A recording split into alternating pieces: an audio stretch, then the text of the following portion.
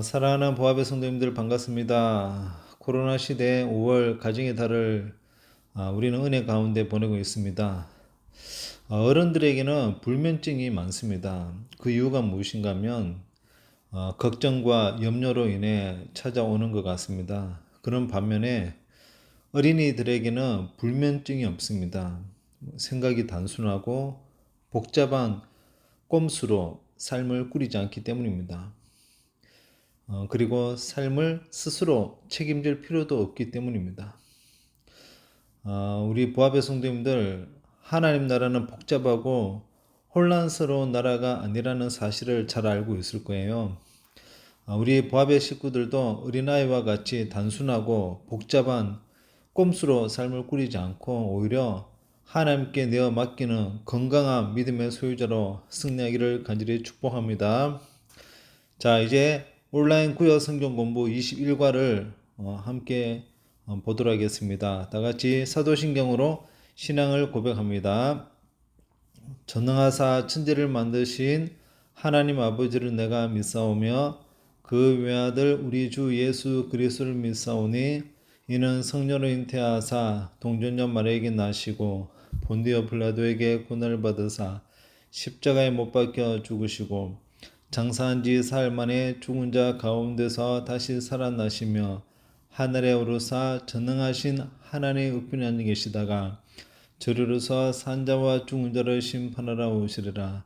성령을 믿사오며 거룩한 공예와 성도가 서로 교통하는 것과 죄를 사하여 주시는 것과 몸이 다시 사는 것과 영원히 사는 것을 믿사옵나이다. 아멘. 우리 다 같이 찬송가 393장, 찬송가 393장을 함께 부르도록 하겠습니다.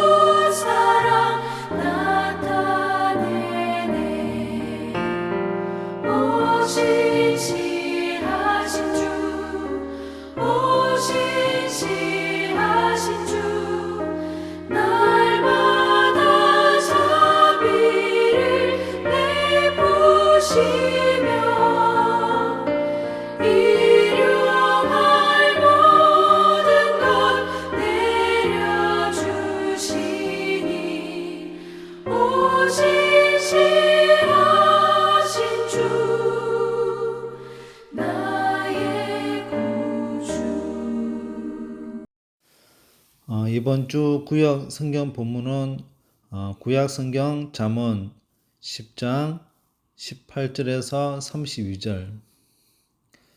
구약 성경 잠언 10장 18절에서 32절을 함께 보시겠습니다.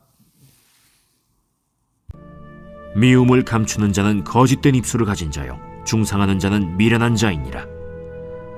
말이 많으면 허물을 면하기 어려우나 그 입술을 제어하는 자는 지혜가 있느니라.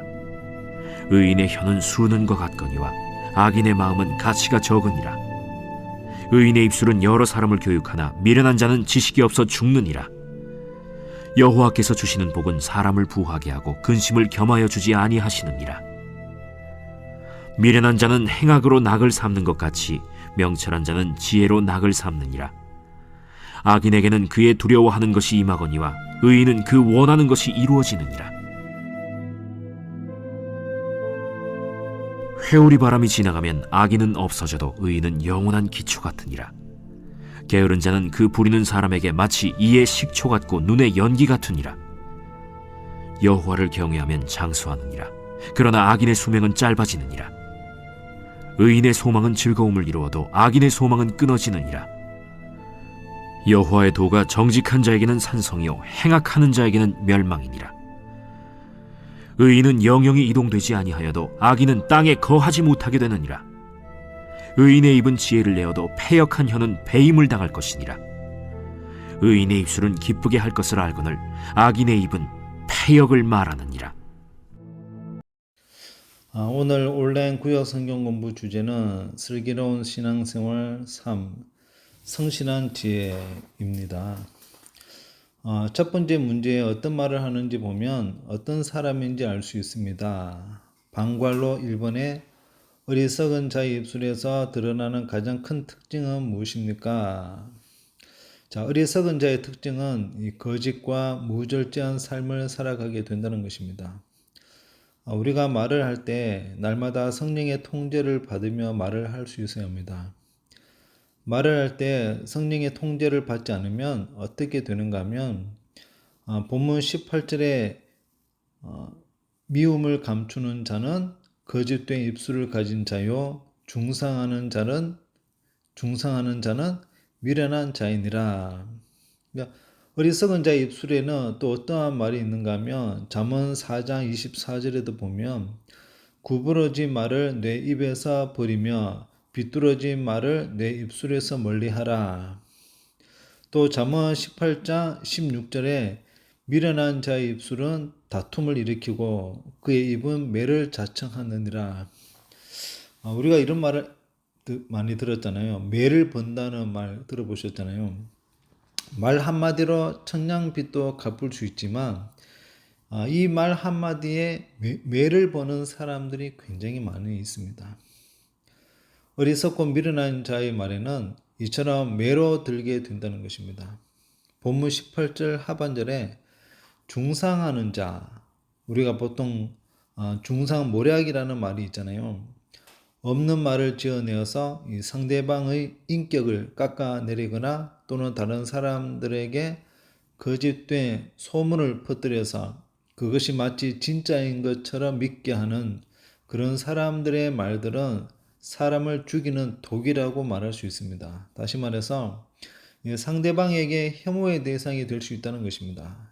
쉽게 말해서 자기 살자고 다른 사람을 희생양으로 삼는 것을 말하는 것입니다. 우리 기독교는 나를 희생해서 남을 살리는 삶이 되어야 합니다. 그런데 오늘날 그렇지 못합니다.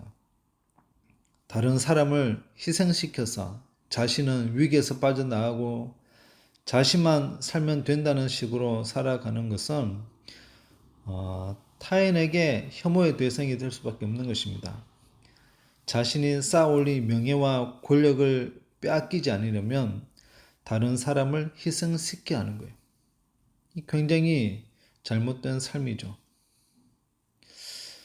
대부분 위정자들과 상관의 자리에 있는 사람들이 그런 나쁜 행동을 많이 하는 것 같아요. 로마 황제 네로가 로마시에 화재가 일어났을 때 그 원인을 누구에게 책임을 짐지었나요? 그 원인을 그리스도인들을 방화범으로 몰아세워서 대대적인 처형이 일어나게 되었습니다. 일제 치하 때 관동대 지진의 문제를 조선인들에게 책임을 묻는 것입니다. 그리고 19절을 보시면 말이 많으면 허물을 면하기 어려우나 그 입술을 제어하는 자는 지혜가 있느니라. 그러니까 좋은 말이라도 지혜를 겸하지 않으면 어떻게 될까요? 좋은 말도 좋은 말이 안 될 때가 있다고 성경에 기록하고 있는데요. 예를 들어서 잠언 27장 14절에 이른 아침에 큰 소리로 자기 이웃을 축복하면, 우리가 생각할 때 분명히 상대방에게 축복하는 말로 보입니다. 그런데 성경을 보니까 도리어 저주같이 여기게 되리라, 저주같이 들리게 되는 경우가 있습니다. 그게 두 가지인데, 하나는 이른 아침에라는 단어와 또 하나는 큰 소리로입니다. 이게 무슨 말인가 하면, 축복하는 말이라도 경우에 따라 맞는 말을 해야 한다는 것입니다. 이른 아침이라는 것은 적당한 때가 있어요. 그리고 큰 소리라는 말은 방법을 말하는 거거든요. 그러니까 말을 할 때 때와 방법이 굉장히 중요합니다. 이 다윗의 아들 압살롬이 죽게 되었을 때 어떤 한 병사가 자신이 그 소식을 다윗에게 전하겠다고 뛰어가서 보고를 하게 되어집니다. 그것은 팩트, 사실을 보고하는 것도 되지만 지혜롭지 못한 처사입니다. 왜냐하면 이 왕의 아들이 죽었잖아요. 그러니까 아들이 죽었다는 소식을 들었을 때 이 아버지의 마음이 어떠했을까요? 이 병사도 나름대로 충성을 위하여 사실 보고하는 것도 좋지만 굳이 자신이 나서서 그런 슬픈 소식을 빨리 전하지 않아도 된다는 것입니다. 그러니까 분위기 파악을 못하는 거예요. 잠언 25장 11절에 보면 경우에 합당한 말은 아로새긴 은쟁반의 금사관이라 라고 말합니다. 그러니까 우리가 누구에게 연락을 할 때 아주 급한 일이 아니라면 이른 아침이나 늦은 시간에 연락을 잘 하지 않잖아요. 그런데 분위기 파악을 못하고 성격이 급한 사람들의 특징을 보면 조급해서 이른 아침이든 늦은 시간이든 상관없이 생각나는 대로 연락을 바로 해버리는 거예요. 여러분, 이 시부모님이 며느리에게 아가야, 너는 설거지 하지 말라, 그냥 방에 들어가서 좀 쉬어라 라고 말을 했을 때 여러분, 며느리라면 어떻게 해야 할까요? 네, 아버님, 저 들어가서 좀 쉴게요. 어머님, 저 어깨가 아픈데 좀 주물러 주시겠어요? 라고 이렇게 말하는 며느리는 주제 파악을 못하는 거예요. 분위기 파악을 못한다는 것입니다. 오늘날에 이렇게 분위기를 파악을 못하는 사람들이 얼마나 많은지 모릅니다.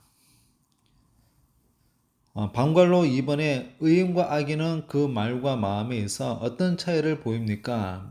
정답을 보니까 이 의인의 말은 수능처럼 비교할 수 없는 가치를 지니고 또 그 지혜로 다른 이들에게 유익을 주지만 악인의 마음 씀씀이는 아무 가치가 없고 지식도 없어 남은 물론 자신도 살리지 못한다라고 말합니다. 그러니까 본문 20절에 의인의 혀는 수능과 같거니와 악인의 마음은 가치가 적으니라. 그러니까 이 말은 말 한마디에 많은 것을 바꾸어 줄 수 있다는 것입니다. 그러니까 왜 의인의 혀는 가치가 은천근의 가치가 있을까요? 그러니까 지혜로운 자는 다른 사람을 설득시키는 능력을 가지고 있기 때문입니다. 대개 지혜가 없는 사람은 위기가 오면 다른 사람에게 화를 내고 분풀이를 하여 오히려 더 어렵게 하고 혼란을 만드는 것을 보게 되어집니다. 그러나 지혜가 있는 사람은 평정심을 가지고 바른 말로 다른 사람의 불안을 가라앉혀서 의견이 옳은 방향으로 모으게 하는 능력을 가지고 있습니다.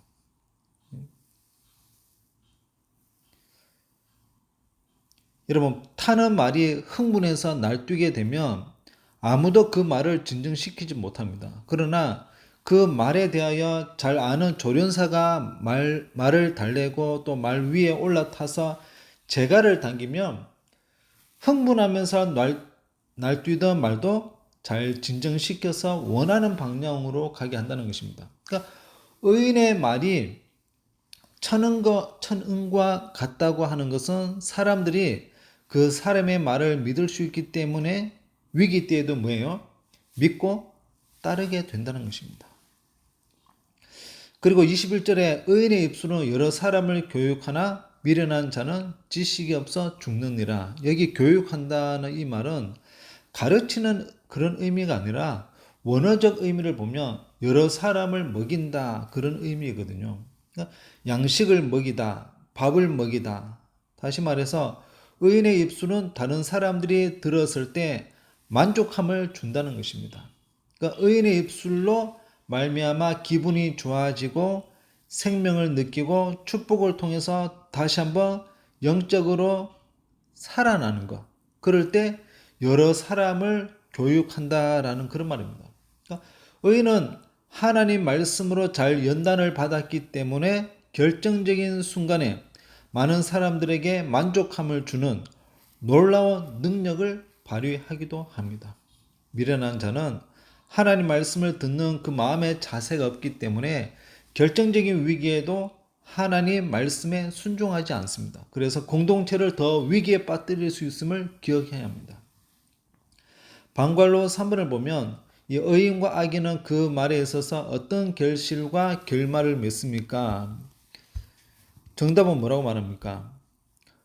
의인의 입은 지혜를 내어 하나님과 사람들에게 기쁨을 주지만 악인은 폐역한 말만 쏟아내다가 심판을 면하지 못할 것이다 라고 그렇게 말합니다. 본문 31절에서 32절에 보니까 의인의 입은 지혜를 내어도 패역한 혀는 배임을 당할 것이니라. 그러니까 의인의 입술은 기쁘게 할 것을 알거늘 악인의 입은 패역을 말하느니라. 여러분 31절 끝부분에 아주 끔찍한 말인 것 같아요. 혀는 배임을 당한다는 것은 마치 혀를 자른다는 뉘앙스로 풍길 수 있잖아요. 이것은 어떤 의미냐면 나무를 심게 되면 열매를 맺게 되는 것입니다. 의인의 입은 지혜를 내어도 이 말은 지혜로운 열매를 맺어도 이런 의미입니다. 그리고 폐역한 혀는 요한복음에 보면 열매를 맺지 못하는 나무마다 가지를 자르게 되잖아요. 그러니까 혀가 배임을 당하게 된다는 것은 주님께서 열매를 맺지 못하는 가지를 베어버리신다. 그런 의미를 가지고 있습니다. 그러니까 의인의 입은 그 마음에 뭐예요? 하나님 말씀을 품고 있기 때문에 삶 속에 하나님 말씀의 지혜로 풍성한 열매를 맺어간다는 것입니다. 그런 반면에 악인의 입은 하나님 말씀을 품지 못하기 때문에 말씀을 무시하고 자기의 성깔대로 폐역한 말을 하여 타인의 마음을 상하게 하는 미련한 자가 되는 것입니다. 악인은 같은 말을 해도 다른 사람이 들을 때 기분 나쁘고 속이 상한 말을 하는 것입니다. 그러니까 폐역한 말을 하기 때문에 다른 사람들과 뭐예요? 소통을 할 수 없는 것입니다. 두 번째는 무엇에 관심을 두고 무엇을 낙으로 삼는지 보면 어떤 사람인지 알 수 있습니다. 미련한 자와 명철한 자는 어디에서 즐거움을 찾습니까?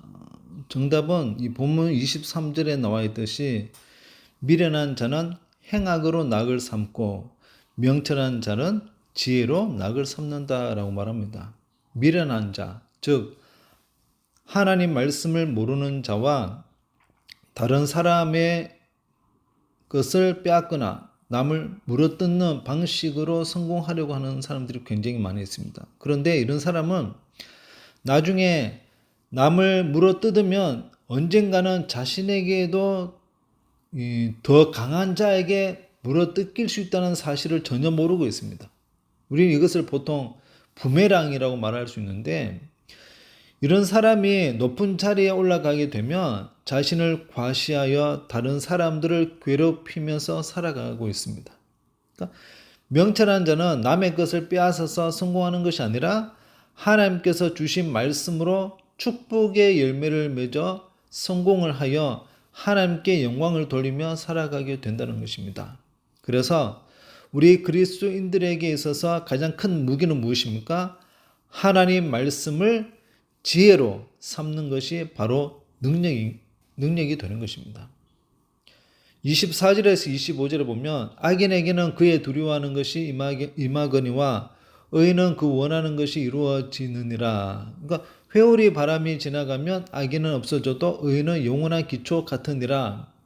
악인의 마음에는 항상 불안과 두려움에 사로잡혀 있기 때문에 자신이 붙들고 있던 모든 것을 잃어버리는 일들이 비일비재합니다.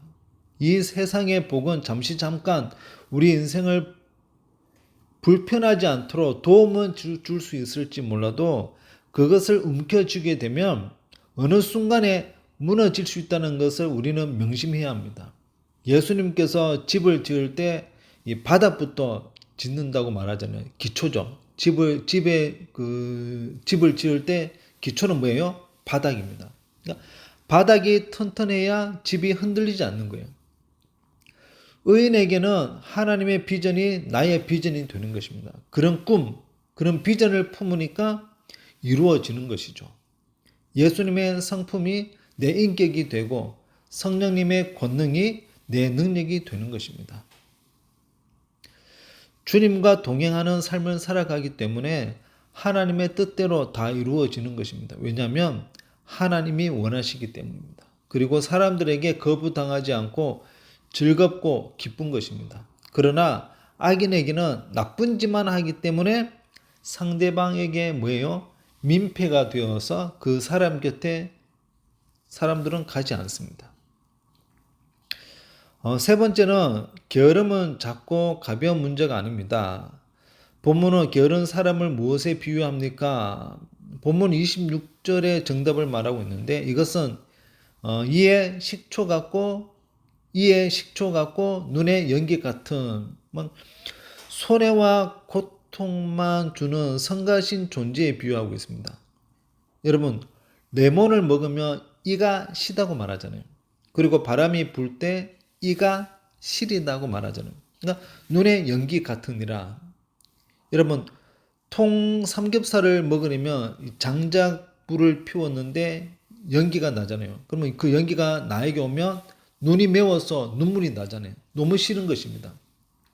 그러니까 우리는 누구 옆에 갔을 때 기쁨이 되어야 하는 것이죠. 그런데 그 사람 옆에만 가면 기쁨이 없고 속이 타고 두렵고 숨 쉬기조차 힘들어한다면 이 악인의 모습을 하고 있는 거예요. 영적으로 게으른 자는 하나님 말씀에 대한 가치를 모르기 때문에 세상 것으로 만족하려고 합니다. 문제는 이런 사람이 차라리 가만히 있으면 좋겠지만 자꾸 엉뚱한 방향으로 눈을 돌려서 주위 여러 사람들을 곤란하게 하거나 힘들게 하는 경우가 많이 있습니다. 또 이런 사람들은 말을 해도 말귀를 못 알아듣고 이해하지 못하고 자기 고집만 주장을 하여 다른 사람들에게 피곤한 스타일이 되어버리는 것입니다. 말씀을 맺습니다. 사도행전 2장 4절에 보니까 성령이 말하게 하심을 따라 그러니까 말을 해야 한다는 것입니다. 우리가 하나님의 말씀을 많이 듣다 보면 성령께서 우리에게 말씀이 기억나게 하셔서 어떤 말을 해야 할지 알려주신다는 것입니다. 예. 오늘날 어린아이들부터 시작하여 어른들의 언어를 들어보면 욕이 마치 수식어처럼 들어가는 경우가 얼마나 많은지 모릅니다. 그런데 문제는 그 언어를 자신의 자녀들이 듣고 자란다는 것을 기억해야 합니다. 예. 성령의 통제를 받으며 관계가 정립이 되어 있기 때문에 은혜로운 언어를 사용할 수가 있습니다. 나쁜 사람들의 특징을 보면 언어와 마음과 삶이 통하지 않는 거예요.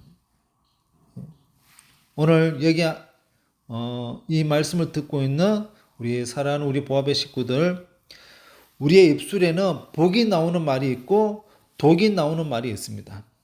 자, 그렇다면 여러분들은 복이 있는 말을 하고 있습니까? 독이 있는 말을 하고 있습니까? 혹 독이 있는 말을 여전히 사용하고 있다면 성령의 통제를 받아야 됩니다.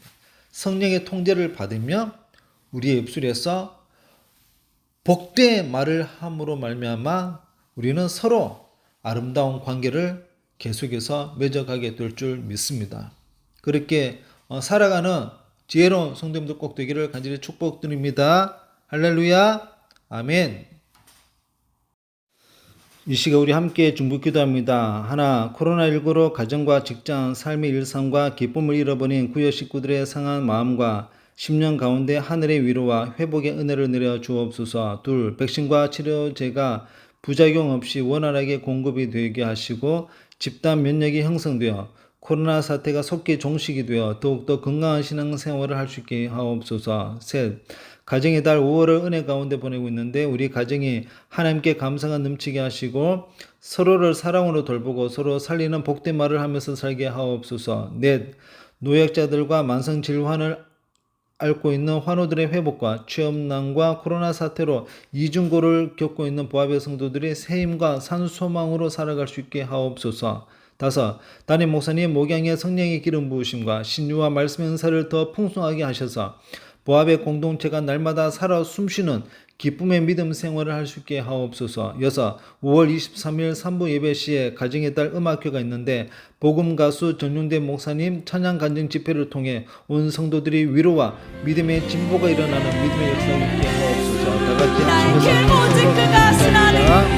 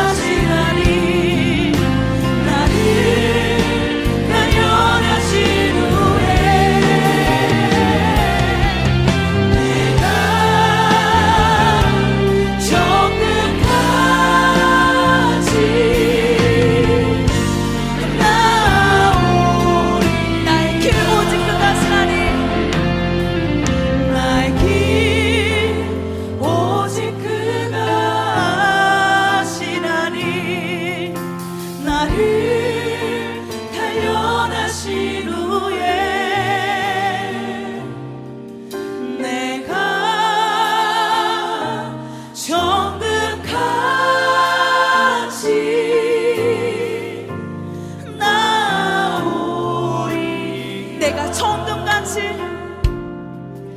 내가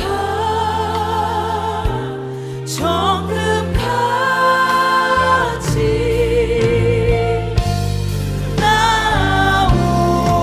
나오리라.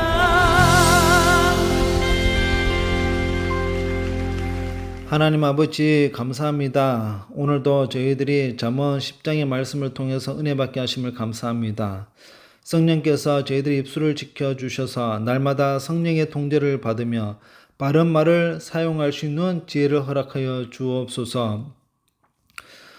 5월 가정의 달을 보내고 있는데 성도님들의 가정과 구역이 하나님 말씀으로 건강하고 온전한 믿음의 성숙과 성장으로 세워지게 하옵소서.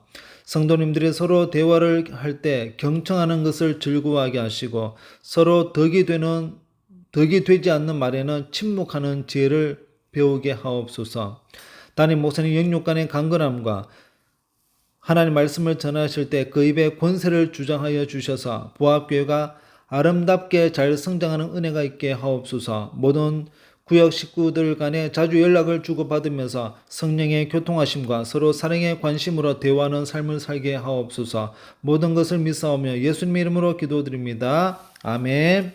다 같이 주기도문으로 제21과 구역 성경 공부를 마치도록 하겠습니다. 하늘에 계신 우리 아버지여, 이름이 거룩히 여김을 받으시오며 나라의 임하옵시며 뜻이 하늘에서 이룬 것 같이 땅에서도 이루어지이다. 오늘날 우리에게 일용할 음식을 주옵시고 우리가 우리에게 죄 지은 자를 사하여 준 것 같이 우리의 죄를 사하여 주옵시고 우리를 시험에 들게 하지 마옵시고 다만 악에서 구하옵소서. 대개 나라와 권세와 영광이 아버지께 영원히 사옵나이다. 아멘.